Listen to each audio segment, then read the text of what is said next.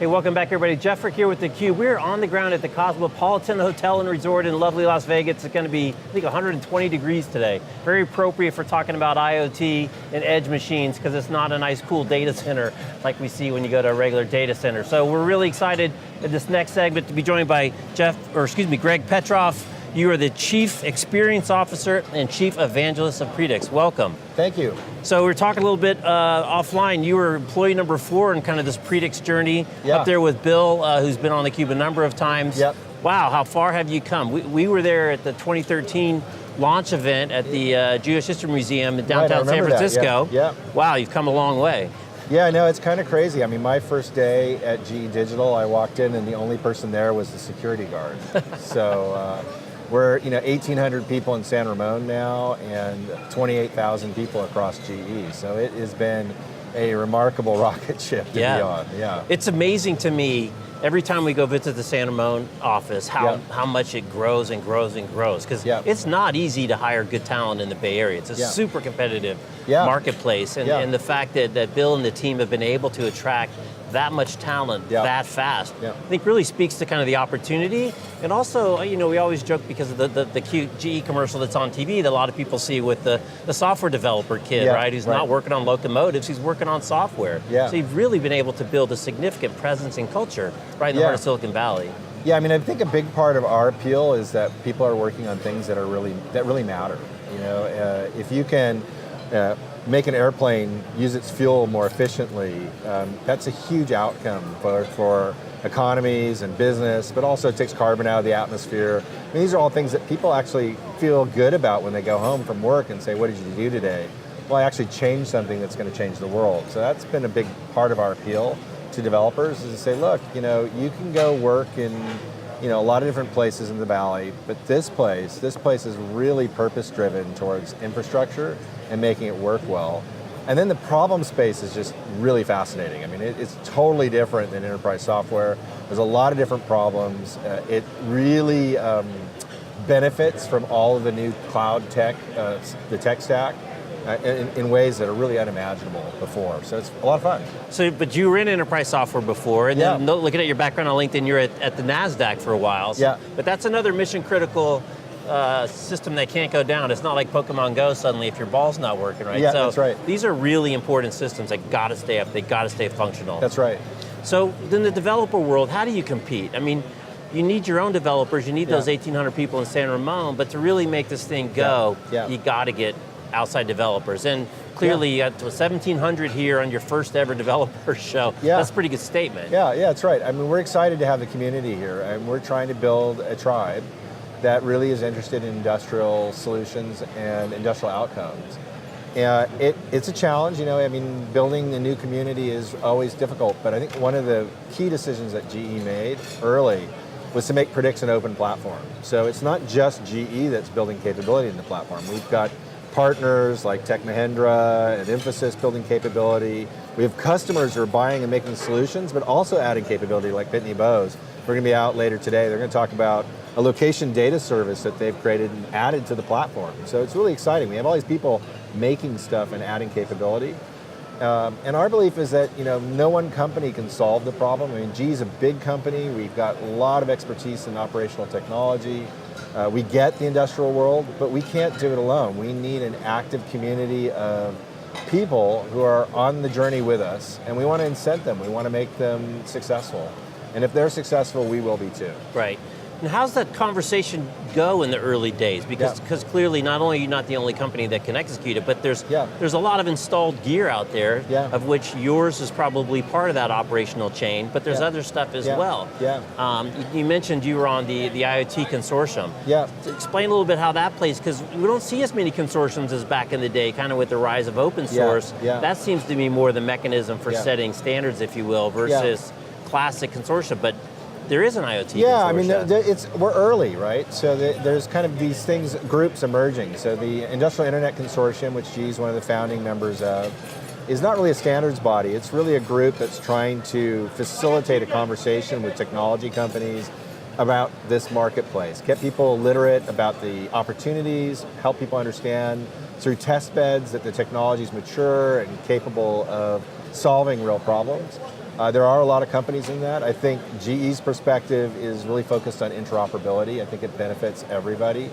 Our customers are asking for single pane of glass to view their environments, and we may have what we think is the most important real estate, the gas turbine or the jet engine or the locomotive, but there's a whole bunch of other pieces of equipment from other vendors at our customer sites, and they're frustrated because they can't see across those systems. So we know we have to play well with others. We have to have people who are building complementary technologies have a big tent, and it's really important for us to be in these organizations to express our point of view and to get others to come join. IIC is pretty interesting. It's grown. There's 220 members now around the world. It's very active in China and Europe and in the US. So that's been rewarding to see. And then we're seeing other groups like the Open Connectivity Foundation, which is looking at machine-to-machine protocols. That's a standards body. That's got strong membership from Samsung and Cisco and Intel and Microsoft. And that group is really looking at how devices can talk to each other. And then there's a new group that we've just joined, the Open Fog Consortium, which is looking at the edge. We call it the edge, they call it the fog. And this is really about compute at the edge. And we're really interested in that because if you look at the industrial world, we don't always have connectivity. The devices are in very remote locations. They really need to be able to have some autonomous degree of computation and experience. Can we pull the cloud and move it all the way to the edge? Instead of having an on-prem site solution, it's really cloud thinking close to the device. And so it's really important for us to participate in these groups. So let's unpack that a little bit, because I think that's interesting. The conversation around Predix is all about the cloud, benefits of cloud, elasticity, huge impact on big data. But there's this whole edge component, which isn't necessarily at the top level of the conversation, because oftentimes, as you just mentioned, you don't have time for latency, you don't have time for connectivity, you don't have time for all kinds of reasons. So now, in this edge piece, extension of the Predix, if you will, now you're bringing compute, store, directly to however close it needs to be, device, controller, all these different pieces of the puzzle. Yeah, I mean, we're in an interesting moment. I mean, if you look at the cost of computing, right? I mean, Edison chips, this size of an SD card. We can put 100 cores next to a machine and it doesn't really change the cost of goods of that machine. I mean, especially for high value assets. Right. So why not have a whole bunch of really awesome analytics running right next to the machine, and then that information gets pushed up to the cloud, and then we can use that with a cohort of machines that are similar, drive that to get meaning and understanding, bring that information and package it back down. We call it digital twins, this idea of a model of that machine running in simulation mode all the time. So we know the operational behavior and we know its expected behavior at the machine. So that's a big part of our strategy. And if you look at Predix, I mean, we sometimes call it an operating system because it's cloud all the way to the edge, and it has to exist in different layers, not only at the edge device, but in the communication infrastructure that connects the edge to the cloud. There are variants of Predix technology along the way. And you can imagine why that's important. In the industrial space, security is sort of paramount, right? So you really have to chokehold moments along the way, very carefully. And that's a big part of what Predix is trying to do. And then there's the appropriate place to do the appropriate information processing, and that's an important part. And then our customers also have needs. They may say, look, I don't want certain kinds of data leaving my industrial site, and we're okay with that. So we have to kind of have a system that allows us to do that.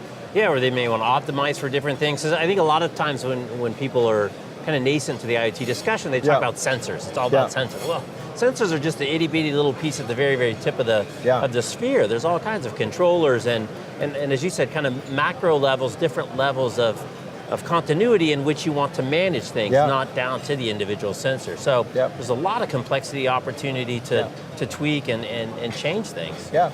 And I mean, just on the sensor side, I mean, you saw today, we showed our Predix kit. It's a box developer can grab. It's got an Intel Edison chip on a board, a bunch of sensors, Predix machine, which is a software instantiation that sits on the edge, built in. Developer in like 10 minutes can get up and running and connected to the Predix cloud. Those are kinds of things that we're trying to develop. And that when we have industrial kits, they'll allow us to go out to existing infrastructure and basically connect them very, very quickly. And if you think about the industrial world, I mean, there are systems that are out there still being productive that were built 40 years ago. Right. And don't have any sensors on them. Right. So if we can retrofit those environments and make it like the cable guy, basically going out, installing a box, putting a bunch of sensors, turning it on, and the system recognizes that system right away. And then we start listening to that data, we can help our customers, get a lot more out of their existing assets, even if they're older assets. So is that the on-ramp path? I mean, I'm just curious, if you got a big contiguous system, it's a field pumping oil or wind turbines or jet engines, this is not something you can have a stop-start, introduce some new technology and reboot the thing up. You've got a big system. So how do people kind of get started? How do they kind of start their journey, take advantage of Predix, or even in the one you said, an old factory where it's working? I think the first thing is getting access to your data, getting connected, right? And there are a lot of different ways you can do that. There are, Predix has a bunch of APIs that allows you to ingest data from different control systems. We have members of our ecosystem who are building those capabilities for areas that we don't have domain expertise on. You can do the low-tech version, which is you just install sensors on the equipment, have Predix start reading it, and at first it won't mean very much, but if you get a month, 2 months, 3 months of real-time data, you'll start to see signal to noise in that data and get information to allow you to monitor it more effectively. And if you're a developer, it's really about learning about time series information. Like, how do you take machines which, for the most part, operate very well over long periods of time, but then when they do have problems, there's little signatures, and it's hard to figure out what those are, right? So that getting instrumented, learning how to play with it, using the tools, building your first app, these are all things that we want to make really simple for people so that they get up to speed with the value.